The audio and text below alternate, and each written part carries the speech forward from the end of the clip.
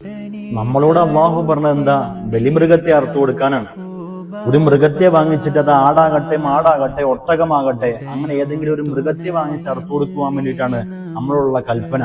എങ്കിൽ മഹാനായ ഖലീലുള്ളാഹി ഇബ്രാഹിം നബി അലൈഹി സ്വലാത്തു വസ്സലാമിനോട് ഇബ്രാഹിം നബി ഒരുപാട് വർഷക്കാലം കാത്തിരുന്ന് പ്രതീക്ഷയോടുകൂടി റബ്ബിന്റെ മുമ്പിൽ കൈനീട്ടി ഇരുന്നുകൊണ്ട് ദുആ ചെയ്തിട്ട് കിട്ടിയ പ്രിയപ്പെട്ട മകനാണ് ഇസ്മായിൽ നബി അലൈഹി സ്വലാത്തു വസ്സലാം.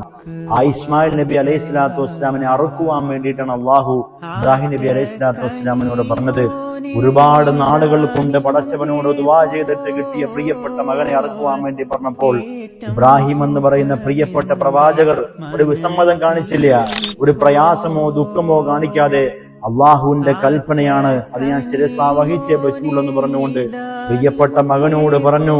മകന്റെ സമ്മതം വാങ്ങിച്ചുകൊണ്ട് പ്രിയപ്പെട്ട മകനെ കുളിച്ച് നല്ല വസ്ത്രം ഇടിയിപ്പിച്ചുകൊണ്ട് അറുക്കുവാൻ വേണ്ടി കൊണ്ടുപോയി അത്രേ.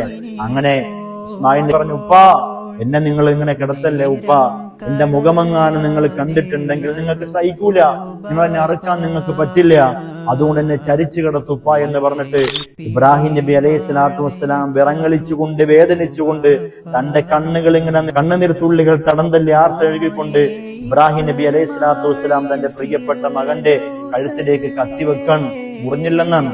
വീണ്ടും കത്തിവെച്ചിട്ട് മുറിഞ്ഞില്ല. അവസാനം അടുത്ത് കിടക്കുന്ന കല്ലിട്ട് മെല്ലെ എന്ന് വെട്ടിയപ്പോൾ കല്ല് പോലും പുലർന്നു പോയി.